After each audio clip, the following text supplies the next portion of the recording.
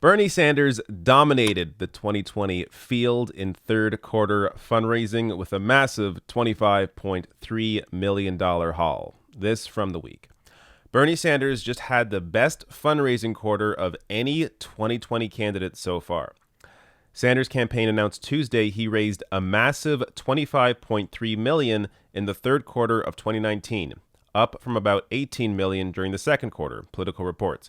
The Vermont Democrat had also raised about $18 million during the first quarter of 2019, which was enough to have him leading the pack. This was before former Vice President Joe Biden entered the race. This third quarter fundraising haul is more than any 2020 candidate has raised in any quarter so far this year, the Washington Post points out. In the second quarter, South Bend, Indiana Mayor Pete Buttigieg led with about $24 million. So, Bernie Sanders here, bringing in the largest fundraising haul of any candidate in the race, and this is only with individual donors. So, as I'm going to get to in a minute here, Pete Buttigieg, his money that he raised in the second quarter is not from individual donors largely, but in the case of Bernie Sanders, no PACs, no corporate money, no bundlers, no private fundraisers, all individual donations averaging $19 apiece. More on this from Holly Otterbein of Politico. Sanders' staffers said that the most common profession among his contributors during the quarter was teacher, and the most common employers of his donors were Walmart, Amazon, and Starbucks. So basically, your average American is donating most to Bernie Sanders. Now, in the case of Pete Buttigieg, so Buttigieg raised the most money in the second quarter. He's behind Bernie in this quarter. But just to give you an idea of how most of the candidates, how they raise their money, Pete Buttigieg has the most billionaire donors in the race with 23. And by the way, this was done in the summer, so it's likely a much higher number now. And this is, so Pete Buttigieg had the most money or raised the most money in the second quarter. And this is while he was polling at like 3 to 5%. So these wealthy donors, be it billionaires, be it corporate money, be it private fundraisers, this money essentially creates candidates out of nowhere. So Pete Buttigieg would not be competing in this race at all were it not for his wealthy donors. Now, to put Bernie's fundraising in perspective, this tweet from Tim Tagaris. At this point in the 2015 campaign, Bernie Sanders' campaign had received 1.3 million donations, a number that blew people's minds at the time. As of last night, Bernie Sanders' campaign has received more than 3.3 million donations. So he is far outpacing his fundraising in 2016, and his fundraising in 2016 was incredibly impressive. So he's tripled that. It's even more impressive now. And look, this news was so big, so impressive that even mainstream outlets couldn't ignore it. So this from CNN. Bernie Sanders announces massive $25.3 million third quarter fundraising haul. This from the Wall Street Journal. Bernie Sanders hits fundraising stride with focus on small donors. Booker gets late donor surge in third quarter. Buttigieg funding slows as both struggle to gain traction. And this from Politico. Sanders rakes in huge third quarter cash haul. The third quarter was Sanders' most successful fundraising period of his 2020 campaign. Now, I just want to show you what Politico published yesterday. So today they're saying, oh, Sanders rakes in a huge third quarter cash haul. Good. Actually representing reality. Yesterday, this is the story they put out. Bernie Sanders is in trouble. Up close and personal with the candidate in decline and seemingly stuck in his ways. Now, both of these stories are from Holly Otterbein of Politico. And I have to say, look, I've read a lot of her work. I've actually used a lot of her pieces in my reporting. And largely, she's been fairly objective. I mean, at least especially compared to most mainstream writers. So I think she's actually been pretty good.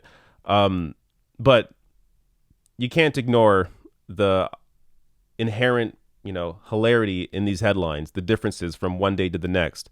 I mean, Bernie Sanders, his campaign is not in decline. And to be super fair, that is mostly the headline. The actual article goes a little deeper and isn't criticizing, his fundraising, for example. So there are, specific I guess, criticisms that Otterbein points out in that piece, but the headline is off. I mean, to say the least, the headline is off. Bernie's polling in the top three in every poll. In many cases, he's polling first or second in most polls. He defeats Trump in every single head-to-head matchup, be it general election matchup or by state. So Bernie Sanders is in a fantastic place. I want to show you another reaction. So Nate Silver, who is always good for a laugh. These tweets were actually shared by Jacobin writer Luke Savage. So Nate Silver tweeted this out just as this news of Bernie's impressive fundraising haul came out. My general view on fundraising numbers. A bad number can be legitimate bad news, since it can jeopardize the sustainability of the campaign. But a good number isn't necessarily great news. Polls, among other metrics, are considerably more predictive of future success. Now, I show you that not in a vacuum, but with this other tweet that Nate Silver put out in August of last year. So while here he's saying, oh, polls among other metrics are considerably more predictive of future success than fundraising is, well, here's what Nate Silver said a year ago.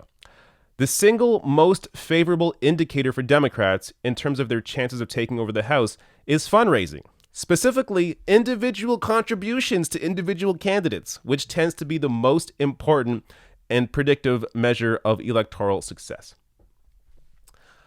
So, there you go. He's saying today in the tweet, oh, polls among other metrics are considerably more predictive of future success than fundraising is. But last year, no, individual contributions to individual candidates tend to be the most important when it comes to predicting success. These people, they're just, this is what I talk about whenever I cover the media discussing Bernie Sanders. If they can find a way to spin it negatively, they will. In the case of Bernie raising this incredible amount of money, Nate Silver just puts it aside. Oh, well, sure, it's maybe kind of impressive, but it's not really that impressive. What's more impressive is if he had better poll numbers. Meanwhile, saying the complete opposite a year ago. But to be super fair to Silver, he did have a follow-up tweet to that first tweet saying, with that said, very strong third quarter number for Bernie, and it's encouraging for his campaign that it's up from the second quarter. So, mild praise for the obvious. Even Nate Silver couldn't really spin this news into a negative for Bernie Sanders. He is clearly leading the pack here, and it's even more impressive that these are individual contributors. So it's one thing if you raise this kind of money like Pete Buttigieg did in the second quarter, and it's from a lot of private fundraisers, from corporations, whatever. But in the case of Bernie Sanders, no. Individual donors are what is driving his campaign. This is a campaign of the grassroots. His support is undeniable. He is polling best against Trump. He's defeating. So he also, I say this all the time because it's important this message gets out. Bernie Sanders has the most individual contributor support in counties that went from Obama to Trump. So those swing counties that Democrats need to win back, Bernie Sanders has by far the strongest numbers there, beating Biden and Warren's numbers combined. So I have a link to that story if you want to read more about that. I also covered that recently. So out of any candidate in this race, Bernie Sanders has the momentum behind him.